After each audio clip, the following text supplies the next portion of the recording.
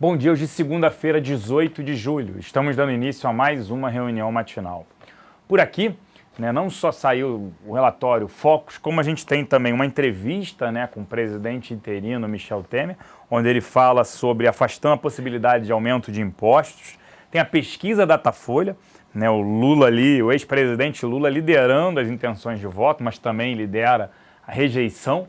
Então isso é extremamente interessante nesse ponto. Na semana, como destaque, tem Copom e o relatório Focus, que demonstrou um IPCA menor para 2017 e um PIB tanto para esse ano quanto para o ano que vem, uma revisão para cima. Lá fora, os investidores cautelosos, com aquela discussão sobre, já estava fechado aqui o mercado, na Turquia, possibilidade de golpe. Eu já ouvi de tudo no final de semana, até mesmo que o próprio primeiro-ministro lá, efetuou essa manobra aí para ganhar mais poder e voltar até com pena de morte, que tinha sido extinta na Turquia. Mas é difícil falar sobre o país, isso gera incerteza, obviamente, cautela, mais de 6 mil presos, 265 mortos nos combates ali na sexta-feira. Isso gera incerteza, cautela por parte dos investidores, apesar da gente mantendo o nosso viés positivo para a Bolsa aqui no mercado. E hoje é vencimento também de opções, vale esse destaque. Agora eu passo para o Gustavo, para falar sobre essa parte toda interna e externa. Bom dia, Gustavo. Bom dia, Celso. Bom dia a todos. Começando a semana aqui com essa notícia da tentativa de golpe na Turquia. Segundo os próprios oficiais que fizeram a tentativa, eles já soltaram um comunicado oficial falando que fracassou a tentativa. Então, depois de tantos mortos, depois de tudo, como o Celso falou, várias especulações, as bolsas estão reagindo um pouco cautelosas, já tiveram pela manhã uma alta mais forte, depois começaram a ir para o campo negativo, mas praticamente as bolsas na Europa, os futuros de Nova York estão estáveis e as bolsas na Ásia fecharam sem direção única. Em parte também por conta de alguns indicadores que estão saindo na Ásia. A gente teve hoje, por exemplo, preços de novas moradias avançando na China, alta de 0,71% em junho, mas também desacelerando comparado aos últimos meses, que tinham avançado 0,84% e 1,03%. Depois do resultado do PIB do segundo trimestre da China vindo um pouquinho melhor do que o esperado pelos economistas, diversas casas já estão revisando para cima a projeção de crescimento da China para os próximos anos, acreditando que aquela discussão de hard landing, a desaceleração abrupta do país, está realmente para escanteio, que o governo está conseguindo controlar e fazendo a desaceleração de forma bem organizada. Na parte internacional, a gente destaca nessa semana a reunião quinta-feira do Banco Central Europeu, onde a expectativa é de manutenção da taxa de juros e do pacote de estímulos do jeito que está, mas, de qualquer forma, a entrevista coletiva depois do Mário Draghi é bem aguardada para ver se ele vai mudar alguma coisa na sua sinalização dos próximos meses. Aí sim a gente tem uma expectativa mais forte de que o Mário Draghi sinalize que eles já estão pensando em alguma alteração no pacote de estímulos. E na parte doméstica, a gente teve o IPCA ele desacelerando tanto para 2017 quanto para 2018. Em 2017 ele passou de 5,40% de expectativa para 5,3%, e para 2018 praticamente atingindo a meta de 4,6%. A meta de 4,5% já está em 4,6% agora, a expectativa do Boletim Focus para o IPCA do ano que vem. Lembrando que a gente tem reunião do Copom essa semana, e aí sim a gente já vai ter a primeira comunicado oficial com a reunião do Copom já presidida pelo Willer, verificar se a gente já vai ter os investidores acreditando em um corte de juros ainda nesse segundo semestre e contando que a gente vai ter mais 3 reuniões. Parte do mercado já considera que pode ocorrer já na próxima reunião de agosto. Outros destaques do México, a gente teve a pesquisa Datafolha, como o Celso antecipou.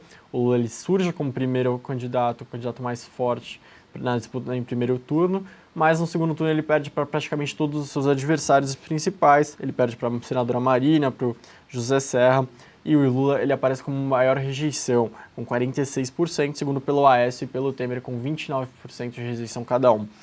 O Michel Temer, o presidente, deu entrevista nesse final de semana para a rede TV Globo News, e 2 pontos se destacaram na sua entrevista. Um foi ele comentando com um pouco mais de diversidade com respeito aos impostos, falando que realmente podem surgir, mas que é uma hipótese bem distante, que segue focado em fazer o ajuste fiscal, mas que não tem nenhuma pretensão de subir impostos, não é algo que está em discussão, segundo ele. Outro ponto que ele destacou na entrevista foi a trajetória da taxa de juros. Ele também já tinha dado um comentário nos jornais nesse final de semana, falando que deseja que comece um corte de taxa de juros ainda esse ano, mas, segundo as palavras do próprio Michel Temer, não pode sair de 14,25 para 7 só para praticar um gesto populista. Então, dando uma cutucada no que a presidente Dilma fez em 2018, quando levou a taxa Selic até 7,25, menor da história até hoje. Devolver para o Celso agora, então, destaques da semana, a gente fica com a reunião do Copom e IPCA 15 na sexta-feira. Com você, Celso. Obrigado, Gustavo. Por aqui, né, informações ali do Pedro Parente, presidente, CEO da Petrobras, ele falando muito sobre venda de ativos, né? Em entrevista à Folha, ele disse que não haverá dogmas na venda de ativos da estatal e admite estudar, né, o controle compartilhado com o setor privado de algumas subsidiárias, mas descartou a privatização da companhia. Ele ainda afirmou, né, que a hemorragia na Petrobras está contida e o nível de endividamento mostra que ainda há problemas complicados, ainda há problemas complicados, obviamente, né? A gente já falava sobre isso 5 vezes, dívida líquida sobre EBITDA, sobre resultado operacional, seria se ele pegasse todo o resultado operacional anual, não investisse mais na companhia e pagasse a dívida, ele demoraria 5 anos para pagar a dívida. E Parente disse que não faz projeção para eventuais perdas com ações nos Estados Unidos e que trabalha para ter menor perda possível. Falam assim, 10 bilhões de dólares de perda, isso é extremamente relevante sim para a companhia, né? Mas mostra aí que o governo e o Pedro Parente estão aí focados para resolver esses problemas da companhia. Pode demorar um tempo um pouco maior. O problema é que eles permanecem com a projeção de venda de 15 a 16 bilhões de dólares de ativos em 2016. Faltam só 14,1 bilhões de dólares de venda de ativos. Então segue complicado. Eletrobras e a venda das distribuidoras. Esse final de semana o governo resolveu falar tudo de venda de ativos. Fala da Eletrobras, a venda de distribuidoras, que a gente sempre vem destacando aqui no norte e nordeste do país, após a venda da Celg, que a Eletrobras tem 49%. Fala-se também da venda de ativos do Banco do Brasil, né, da carteira, a parte do asset também, discussões ali sobre venda de ativos. Isso sim pode ajudar principalmente a esses ativos estatais. Ambev, informações agora da uma possível compra das fábricas da Skin Cariol, né, que a Kirin, japonesa Kirin, comprou há 5 anos atrás. Agora fala-se da venda dessas fábricas. Acho que não faz sentido a Ambev comprar, dado que boa parte das suas fábricas estão operando capacidade ociosa grande, dado que o volume de vendas de bebidas no Brasil vem estável, até caindo, refrigerante em queda, cerveja estável, uma pequena queda. Então acho que não faz sentido algum essa informação do jornal, que eles poderiam comprar as fábricas por um preço mais baixo e revendê-las por um preço mais alto. Acho que não faz sentido algum ela comprar, né? Vamos monitorar, porque é um setor que não demanda tanto crescimento agora, é muito mais uma briga por market share. E a Samarco, né, da Vale e da BHP, foi rebaixada novamente pela FIT de CCC para C, porque não deve voltar a operar esse ano, é mais um problema para a companhia. Setor educacional, e a gente sempre falou sobre isso aqui, sobre estrangeiros interessados na consolidação dos ativos, e informação sim no final de semana que diversos estrangeiros sempre acreditou que a consolidação aconteceria, mas não entre Croton e Estácio. Agora os investidores estrangeiros estão atentos também, outros ativos devem ser alvo aí dos investidores estrangeiros, isso chama atenção, e também informação sobre o FIES. A gente prefere ficar de fora do setor, que os níveis, né, hoje das empresas educacionais estão negociando a níveis extremamente elevados. Como eu já citei, Banco do Brasil, venda de ativos. A gente já tinha recomendado compra de Banco do Brasil tem algumas semanas, né? O ativo estava negociando a múltiplos extremamente interessantes, ainda acha ali que tem entre 20% e 30% de upside no curto prazo para o ativo. Quem tem receio de entrar no direcional, acho que vale a pena via FENSE, via operação de produtos estruturados. E por último, vale aqui destaque, né, da nossa mesa de aluguel, né, destaques na sexta-feira para Copel, Vivo, Taesa, Petro 4, né, Banco do Brasil, Klabin e Embraer. Essa até uma informação da Embraer, que tem citada delação premiada, né, mais ali um problema para a companhia.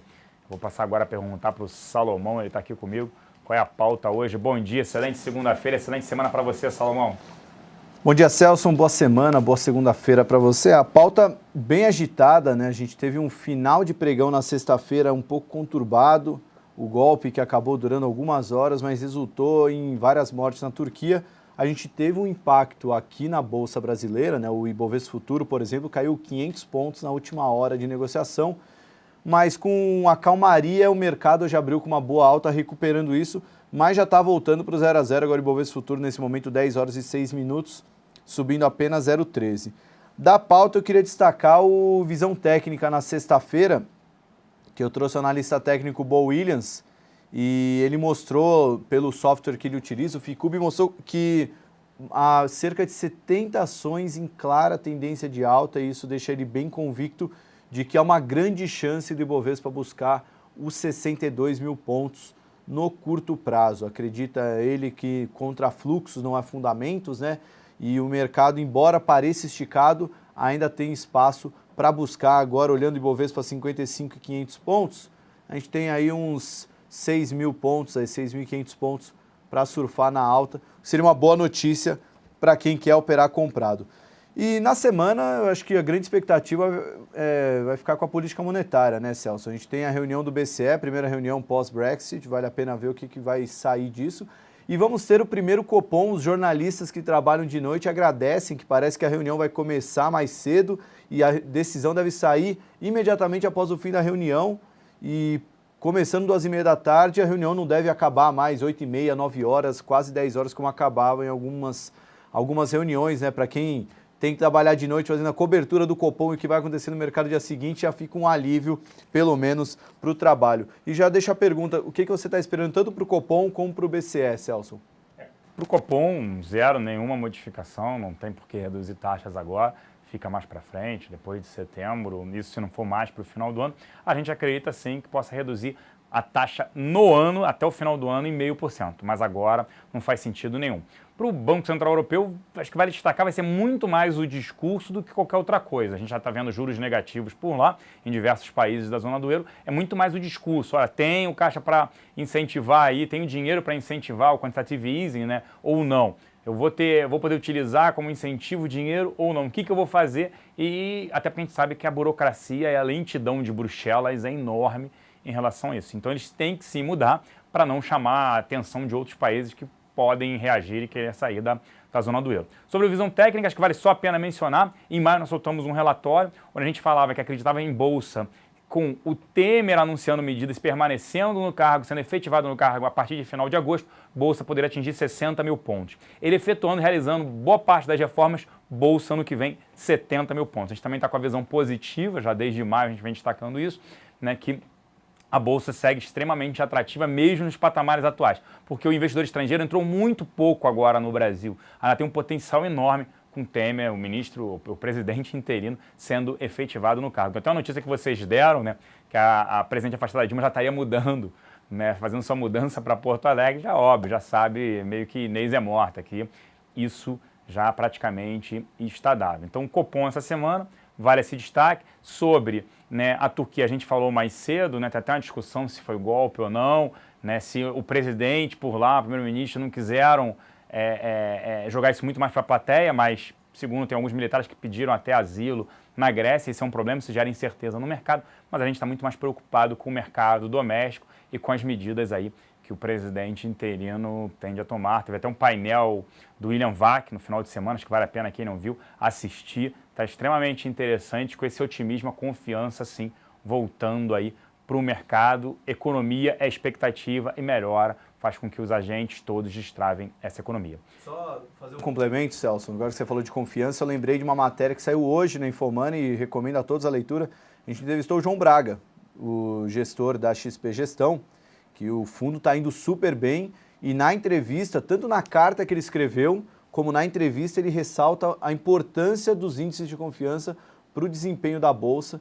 Então, acho que é um grande driver que vale a pena acompanhar, e a entrevista do João Braga, até depois a gente manda o link, mas está em destaque lá no site do Infomoney. O Brasil ainda está muito barato, disse o gestor, e apontou umas 7 ações as 7 ações prediletas dele na Bovespa.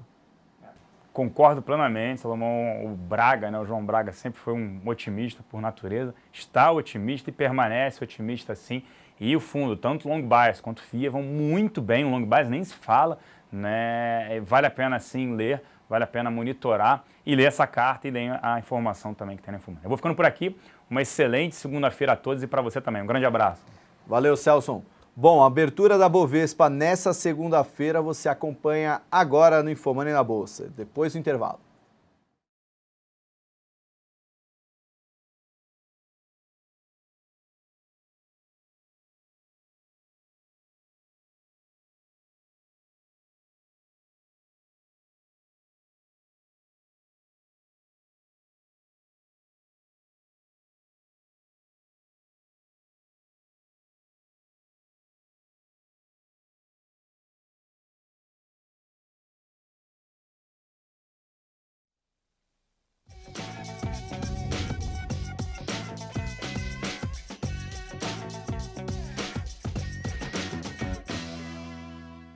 Fomos na Bolsa, começando nessa segunda-feira o seu giro diário com tudo o que você precisa saber para operar no mercado nessa semana que começa hoje, dia 18 de julho, agora são 10 horas e 12 minutos e Bovespa que estava em alta, está querendo aparecer em queda agora e Bovespa operando com leve queda de 0,25% a 55.439 pontos. Lembrando, Ibovespa 7 dias consecutivos de alta, teve a melhor semana desde março, abril, se eu não me engano.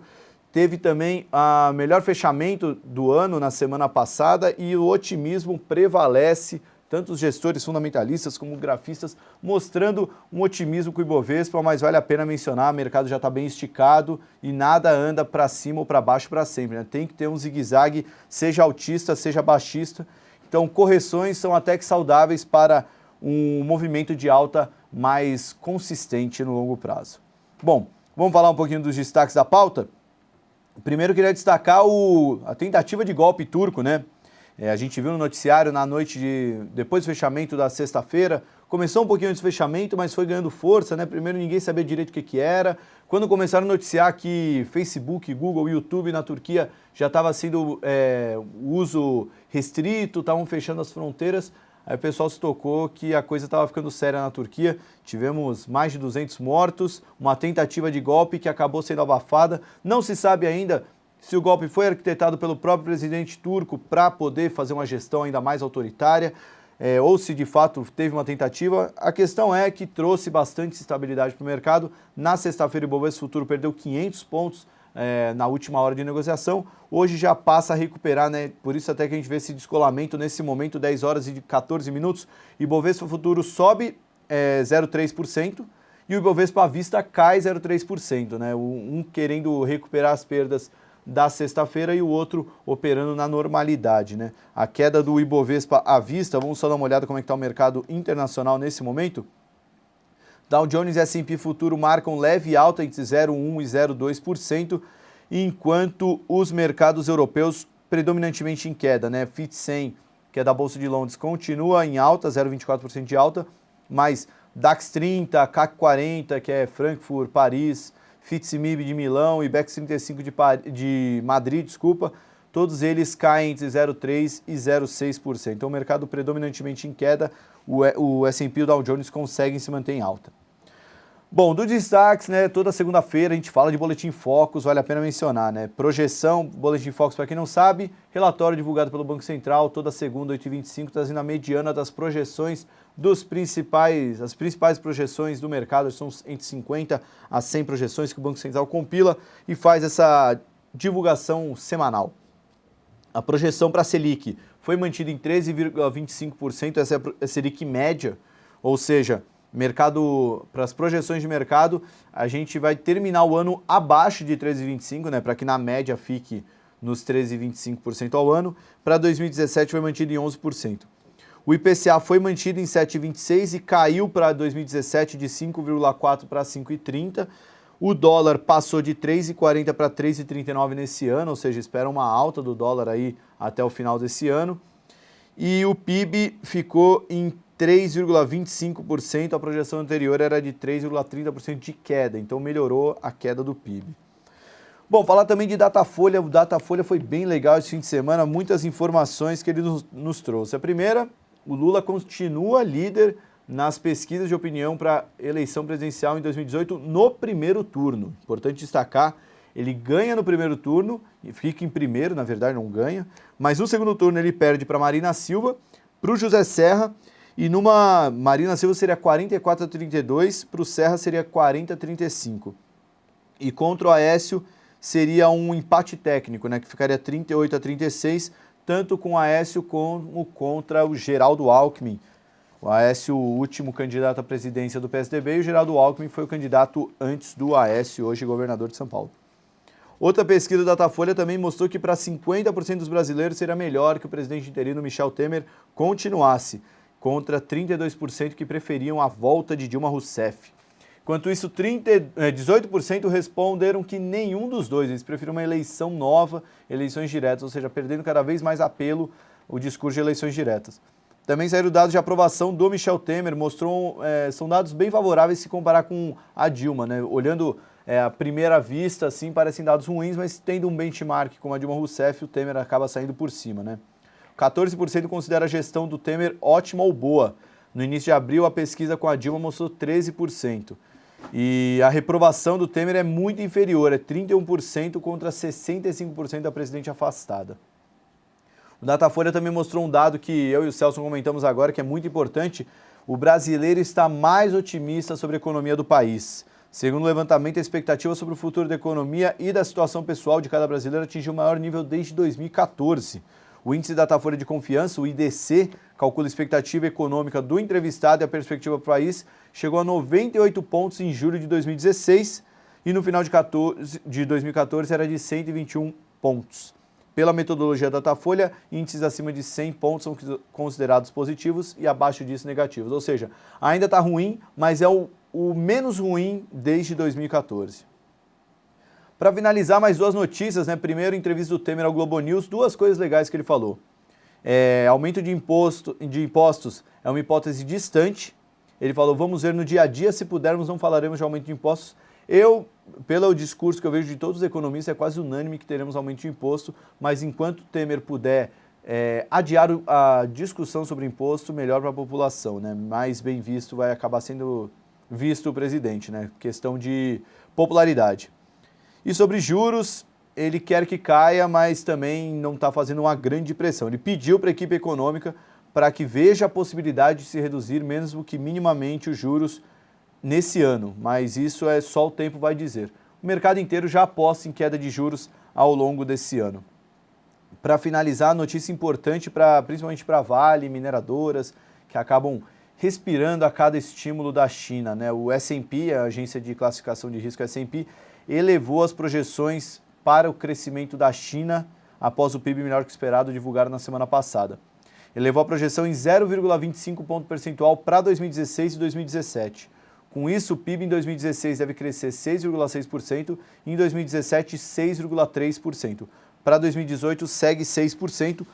É uma desaceleração evidente, mas para um país que cresce 6%, mais de 6% ao ano, enquanto o mundo está quase que estacionado, ainda é um ótimo indicador. Radar Infomoney, vamos dar uma olhada nas principais notícias. Primeiro eu quero dar uma olhada nas maiores altas e baixas, né? Porque é o que interessa agora, 10 horas e 19 minutos. Maior alta do Ibovespa aparece mais uma vez a CESP. Notícia de privatização fez o papel disparar na semana passada. Nesse mês já sobe 31%, no ano 17% e hoje 3,5% alta da CESP. Outra do setor elétrico que aparece das maiores altas é CEMIG, 2,36%, terceira maior alta do Ibovespa. No mês, sobe 19%, nos últimos 30 dias, 51% a alta de CEMIG. E no ano, subindo 52%. Também aparece lá em cima Cyrela, 2,69% de alta. Uzi Minas e Gerdau subindo entre 2% e 1,6%. Localiza subindo 1,3%. Mercado predominantemente predominantemente negativo, mas algumas ações aparecem entre as maiores altas. Na ponta de baixo, quem puxa o índice para baixo, Embraer, teve notícia sobre possível delação premiada na Embraer, isso está puxando o papel, maior queda do índice nesse momento. Bradespar, segunda maior queda, caindo 2%, Telefônica, CPFL, Natura, JBS, Estácio, TIM, Klabin e Vale, todas caindo entre 1% e 2% nesse pregão. Nesse momento tem muito mais ações caindo do que subindo e o dia acaba ficando predominantemente negativo. Só lembrando para Blue Chips, hoje tem vencimento de opções, é um indício bem importante para Blue Chips, né? Lembrando que Vale e Petrobras são os contratos mais negociados em opções, subiram muito forte na semana passada, então isso pode provocar uma correção hoje, já que muito contrato de compra, né, muitas calls devem ser exercidas hoje ao longo do dia. Lembrando que o vencimento vai até meio-dia, 1h da tarde.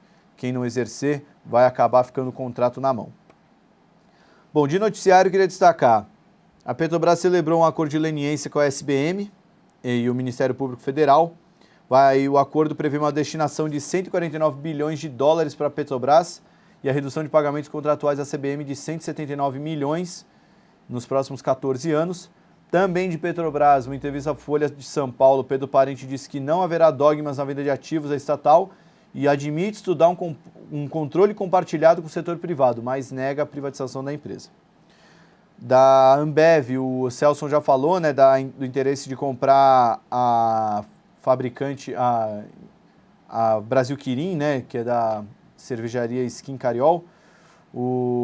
Notícia que acaba não sendo tão boa devido à capacidade ociosa, mas ainda são rumores, né, e não é só a Ambev, também está de olho nela a Carlsberg e a Heineken, segundo informações do Estadão. A vale a pena mencionar, a Samarco teve o rating rebaixado de CCC para C por conta da expectativa de retomada das operações da Samarco. Estamos falando de Samarco, né? Joint Venture entre Vale e BHP. A retomada de operações deve acontecer só no segundo semestre de 2017. Da Embraer, a notícia do colunista Lauro Jardim, do jornal O Globo, falou que o executivo da Embraer fez o acordo de delação premiada no caso em que a empresa é acusada de ter pago propinas de 3,4 milhões de dólares às autoridades da República Dominicana para conseguir um contrato de venda de 8 aviões militares. Com isso, a Embraer lidera as perdas do Ibovespa nesse começo de pregão, caindo mais de 3%. Agora, nesse momento, ameniza para 2,5%, mas ainda lidera as perdas do Ibovespa. De noticiário do setor educacional, eles mostram que vão continuar dando muita manchete de jornal, mesmo com a conclusão da fusão Estácio-Croton. A gente teve uma série de notícias. Primeiro, três grandes investidores estrangeiros estão querendo entrar no Brasil com força, né? Tem a Advent, que está em diligência para comprar 2 empresas regionais de ensino superior. Tem a alemã, Bertelsmann, que está negociando a Universidade de Gestão Familiar. E tem a britânica Actis, que já vendeu a participação na Cruzeiro do Sul, mas está negociando outras aquisições. Ainda sobre o setor, o MEC autorizou a criação de 114 cursos superiores. E também a coluna do painel da Folha de São Paulo falou que está em gestação no governo a reforma do FIES, que deve envolver uma mudança ampla nos critérios de seleção dos estudantes que terão direito ao crédito para cursar a faculdade. Isso só para trazer ainda mais volatilidade para esse setor que já deu muita dor de cabeça para o mercado desde 2015, né? Aliás, não foi só nesse ano. Para fechar, 2 destaques. Banco do Brasil e Tecnosolo. O Banco do Brasil voltou a considerar a venda de ativos, falando cada vez mais de venda de ativos. É uma notícia bem interessante porque, apesar dos pesares, né, o Banco do Brasil tem um grande desconto em relação aos bancos privados. Então, qualquer notícia que melhore a estrutura financeira e possa ajudar o resultado operacional da empresa pode fazer com que a ação recupere o tempo perdido, já que Itaú e Bradesco vão muito bem na Bolsa e o Banco do Brasil ficou um pouco para trás. E por último, a Tecnosolo, a gente vai fazer a matéria no Infomoney hoje, mas vale a pena destacar, 2 anos atrás a gente falou de um quase mico que subiu 850% em um mês por causa das Olimpíadas. Esse quase mico era a microcap Tecnosolo, que ia ficar com a obra do Velódromo do Rio. A ação disparou naquele mês. De lá para cá, a ação devolveu boa parte dessa alta, não está tão mal quanto já esteve, mas está num patamar bem ruim e na sexta-feira ela anunciou que não tem mais interesse em construir o Velódromo Olímpico no Rio de Janeiro. A gente vai contar um pouquinho dessa história, uma ação que disparou demais com a notícia e 2 anos depois devolveu boa parte desses ganhos. Bom, eu me despeço, mas já deixo o convite hoje, 2h40, a comprar ou vender. Não teve semana passada por causa do programa especial de opções, mas hoje a gente vai falar de Petrobras. Começa a ter um viés mais otimista a ação da Petrobras. A gente viu desde o especial setores que eu gravei com o Marcos Saravalli, ele falou bastante disso.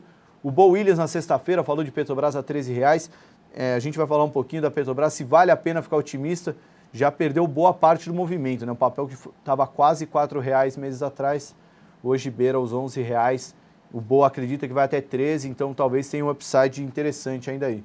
E também, logo depois de comprar ou vender, vai ter o Wagner Caetano, sem querer dar muito spoiler, mas ele já fechou uma operação zerou a operação de compra que ele estava com um mini contrato, acho que o ganho ficou na faixa de R$300 mil. A Paula Barra vai contar essa história antes do programa, mas está imperdível, vale a pena acompanhar na Infomoney TV, programação ao vivo de hoje à tarde. Eu me despeço aqui, tenham todos um bom pregão, boa semana e até amanhã com mais um Infomoney na Bolsa. Tchau!